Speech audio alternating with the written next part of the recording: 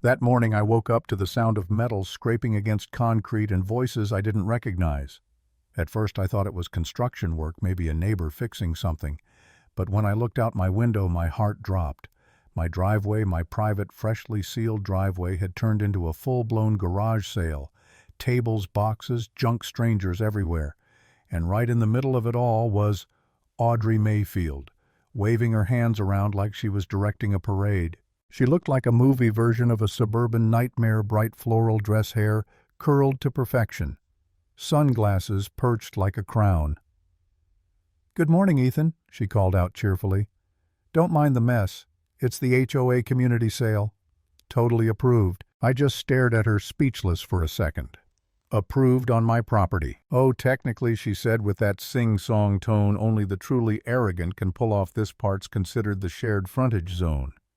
You wouldn't want to be the only house not participating, would you? That was the moment I knew this wasn't a misunderstanding. She knew exactly what she was doing. And to make it worse, she'd parked her silver SUV diagonally across my garage doors, blocking me in completely. "Move your car," I said flatly. She smiled, brushing it off. "Relax, it's just for a few hours. You never go anywhere on weekends anyway." That little jab hit harder than it should have. She wanted a reaction, but I didn't give her one. I just stood there while strangers shuffled through boxes of old clocks and used candles on my property. I could feel their eyes on me, the quiet judgment of neighbors pretending not to watch. Audrey thrived on that attention. She laughed too loud, gestured too big. "Let's keep the toys near the sidewalk," she shouted to someone like she was running a carnival. I went back inside, jaw tight, and started recording everything from the window. Her tables, her car, her ridiculous community lot sign taped to my mailbox with my name crossed out. It wasn't anger I felt yet. It was disbelief. That sense of violation you get when someone walks into your house without knocking. By the time the sale was over, my driveway looked like a landfill. Trash, broken mugs, crushed grass, tire marks. And the next morning when I checked the HOA community page there, she was again smiling in front of my garage, posting a selfie. Huge success. "Thank you, everyone. Same spot next weekend. Same spot, my spot." The comments poured in. Neighbors thanking her for her leadership. Someone even wrote, "Can't wait for Ethan's next sale." I sat there staring at my screen, feeling like I'd been punched. I hadn't agreed to any of this yet. Somehow I was the nice neighbor helping Audrey's little empire thrive. I took my photos and went to the HOA office, a small room that smelled like stale coffee and compromise. The president, Harold, listened, nodding politely. "She's energetic," he said carefully.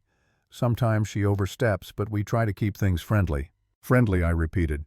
"She used my driveway like it was public property." He sighed. "We'll send her a notice. It's complicated, though. She claims your frontage is HOA maintained." "It's not," I said. "I have the survey map." He looked unconvinced. "We'll bring it up at the next meeting." I left knowing exactly what that meant. Nothing. The HOA wasn't going to help. Audrey had them wrapped around her perfectly manicured finger. That night I sat in the dark, laptop glowing in front of me. I was angry, sure, but more than that I felt small. Beaten. The kind of helplessness that makes you question yourself. Maybe I was overreacting. Maybe I should just let it go.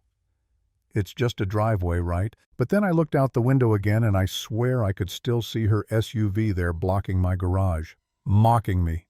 That image burned in my mind until I opened my browser and started searching.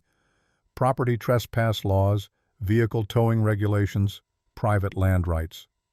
And then I founded a local ordinance that said property owners could tow unauthorized vehicles parked on their land without prior notice. I read that line twice, then a third time. It was like a light clicked on in my head. Her car wasn't just her pride, it was her weak spot. I gathered every piece of evidence I had, photos, timestamps, the video from my security camera where she literally announced, "We'll set up right here." I drove to a towing company on the edge of town and met a man named Curtis. "As long as you can prove it's private property," he said, flipping through the papers, "we can tow it." "No problem." I signed the authorization form with a steady hand. For the first time in days, I felt calm. Friday night, I cleaned my driveway until it shined every inch spotless. It wasn't for me. It was bait. Saturday morning came bright and quiet. And right on schedule, Audrey's silver SUV rolled up. She stepped out like she was stepping onto a stage. Same floral dress, same confidence. "Morning, Ethan," she called out, waving. "Hope you don't mind us again. Promise we'll be done by noon." I raised my coffee cup and said nothing. She parked in the same exact spot blocking my garage and started setting up her tables, laughing with a couple of neighbors. She didn't know she'd already lost. When everything was in place, I went inside, grabbed my phone, and made one call. 20 minutes later, the tow truck arrived. Big, loud, unapologetic. The sound of chains clinking and the hydraulic lift rising sliced through the hum of morning chatter. It took her a second to notice, but when she did, it was like watching a fuse burn down to the bomb. "Hey! What are you doing?" she screamed, running toward the truck. "That's my car." Curtis didn't even flinch. "Talk to the property owner, ma'am." Her eyes snapped to me. "Ethan, call them off right now. This is harassment." I walked down the steps, slowly holding up my phone. Actually, it's legal. Private property, unauthorized parking, documented proof, and a signed tow order. Her jaw dropped. "You can't, this is a misunderstanding.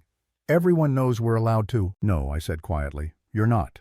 The SUV lifted off the ground, silver paint catching the sunlight. The crowd started gathering, neighbors whispering, phones out. Audrey looked around, realizing she was on stage, but this time not in control. "You'll regret this," she hissed. "You think you've won, but you haven't." "I don't need to win," I said. "I just needed my driveway back." The tow truck rumbled away, her SUV dangling behind it like a stolen trophy. The silence that followed was thick, awkward, electric.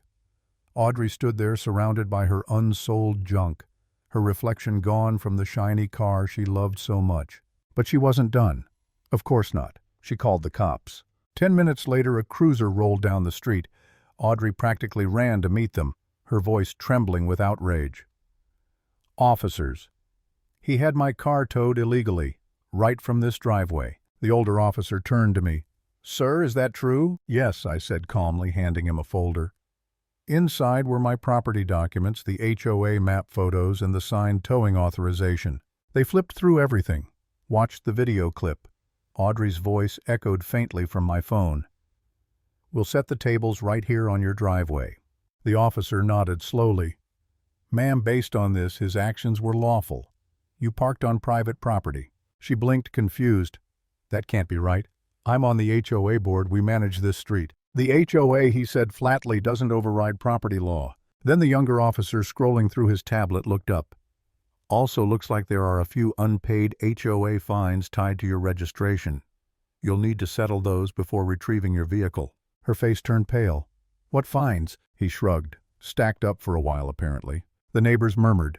Phones recorded.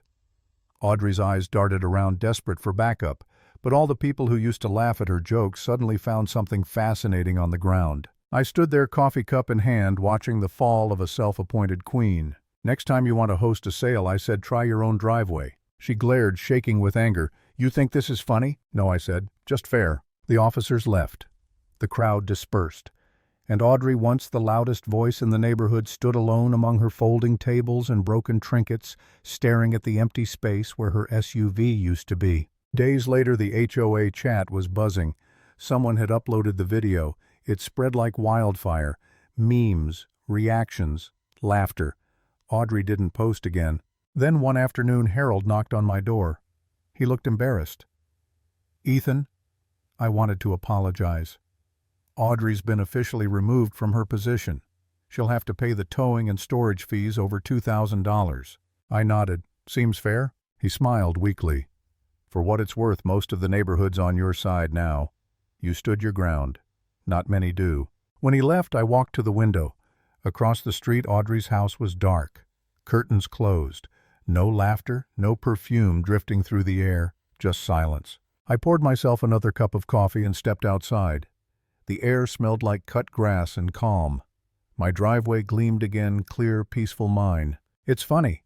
People like Audrey think control means power. But sometimes power is just the quiet ability to say enough and mean it. And that morning, as I watched the sun reflect off the clean concrete, I realized something simple.